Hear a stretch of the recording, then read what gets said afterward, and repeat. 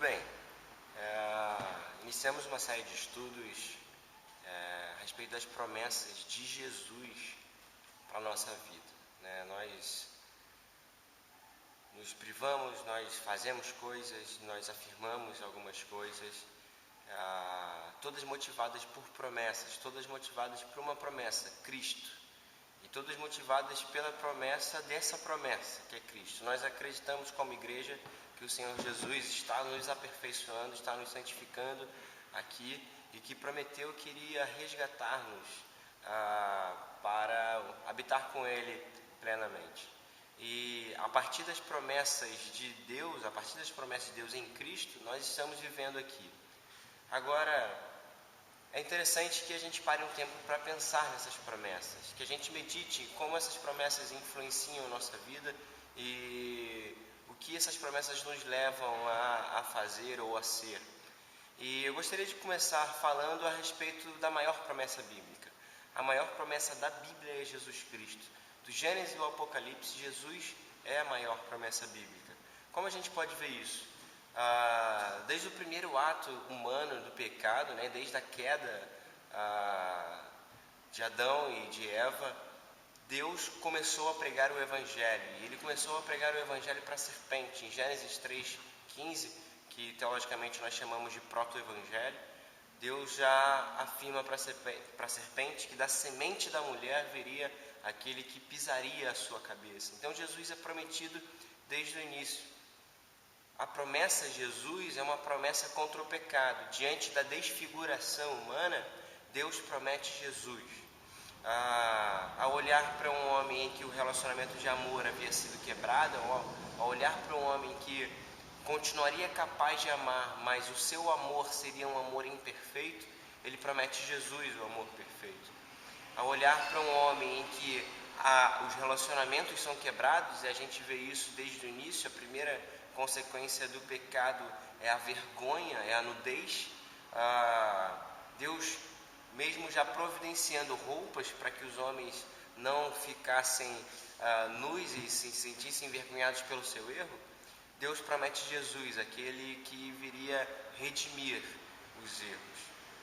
Diante da desfiguração da beleza, do belo, em que o homem, ao invés de olhar para a mulher como algo belo e a mulher também da mesma forma, ao invés daquela relação perfeita entre Deus e a natureza serem perfeitas, o errado, o feio, entre aspas, entrou no mundo. Hoje, se você for pensar, você pode ir no alto do Pão de Açúcar e olhar para o Rio de Janeiro, de suas formas mais belas, de sua natureza incrível e impressionante, mas apesar de contemplarmos o belo de uma forma maravilhosa, parece que há sempre algo limitante na nossa forma de observar a beleza, parece que há algo sempre limitante na nossa forma de observar o mundo. Seja olharmos para o Rio de Janeiro, vermos a beleza e lembrarmos da violência, seja olharmos para as praias maravilhosas, para toda a orla do Rio de Janeiro e mesmo do alto conseguimos ver a desigualdade social.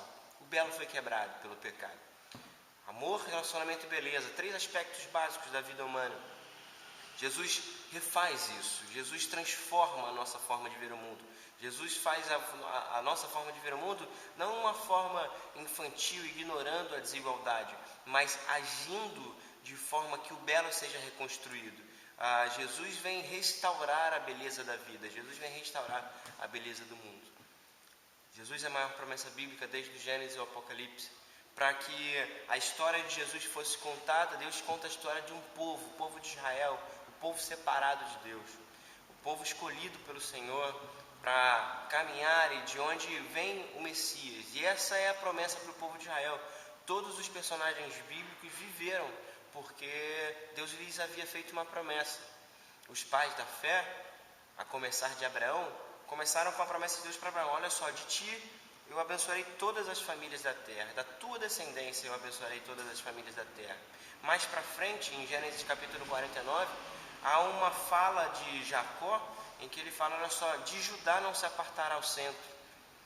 Nós vemos ainda um pouco mais para frente da história de Israel, já no período do reinado, no reinado do rei Davi afirmando que, Deus afirmando para Davi que da descendência dele viria aquele que estabeleceria o reino para sempre.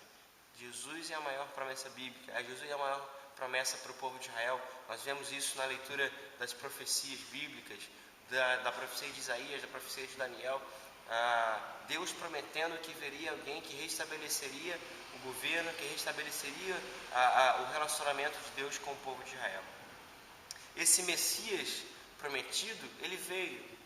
O povo de Israel não o reconheceu, mas ele veio. E Mateus capítulo 1, verso 1, começa exatamente dessa forma.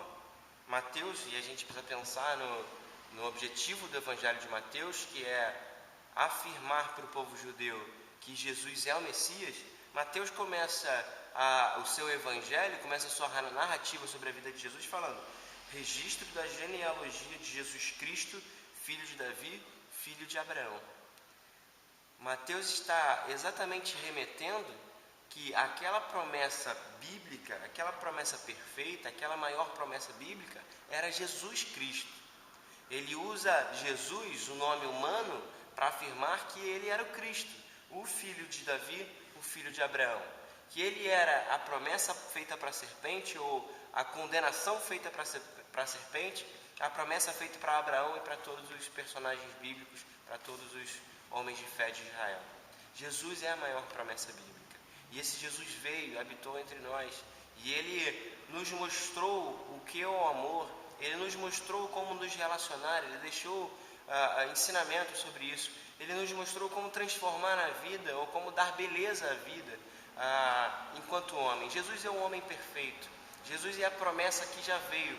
Agora, Jesus também ainda continua a ser a maior promessa bíblica, porque sabemos que era necessário que o seu sangue fosse derramado, que ele ressuscitasse dos mortos, vencesse a morte, para que nós juntos um dia voltássemos, ou para que um dia nós vencêssemos a morte com ele. Jesus agora é a maior promessa para a igreja, Jesus é a maior promessa para o mundo. A sua promessa é de resgate, a sua promessa é de volta. Jesus fala isso em João capítulo 14, que olha só, eu estou preparando um lugar para vocês, não tenham medo. E olha só, quando eu for, eu voltarei para que onde eu estiver vocês estejam também. Jesus continua sendo a maior promessa para a igreja. Nós vivemos por essa promessa. É por isso que nós podemos entregar a nossa vida ao Senhor, porque tudo o que foi feito, tudo o que existe e subsiste e virá a existir, existe para a glória do Senhor Jesus. Deus governou e governa a história, porque Ele prometeu que viria o Cristo, Ele prometeu que viria o resgate, e Ele prometeu que o resgate virá para a sua igreja. Continue percorrendo o caminho de Cristo, continue percorrendo o caminho da promessa. Jesus é fiel e irá cumprir as suas promessas. Ele quer resgatar o amor, Ele quer resgatar os relacionamentos, Ele quer resgatar a beleza do mundo. É assim que nós devemos viver aqui. Nós devemos viver amando a Deus sobre todas as coisas e amando o próximo como a nós mesmos. Relacionamentos saudáveis, relacionamentos restaurados, vivendo o perdão, vivendo o amor, vivendo a cumplicidade, a compaixão, vivendo o altruísmo que Jesus nos ensinou e vendo esse mundo com beleza, ou transformando as ruínas que o pecado fez em belezas em nome de Jesus. Que Deus te abençoe, que Deus fortaleça a sua vida em Jesus, que Deus fortaleça a sua vida na promessa e que em nome de Jesus nós honremos essa promessa que virá nos resgatar um dia. Deus te abençoe.